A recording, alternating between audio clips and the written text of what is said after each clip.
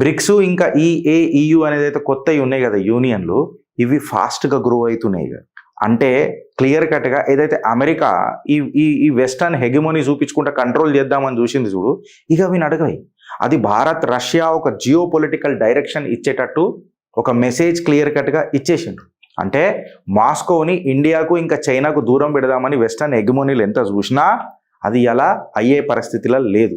Putin ఇంటర్వ్యూలో డైరెక్ట్గా accept చేసిండు భారత్ యొక్క ఆర్థిక రైజ్ని, భారత్ యొక్క ఎదుగుతున్న రైజ్ని పుతిన్ డైరెక్ట్గా యాక్సెప్ట్ చేసిండు.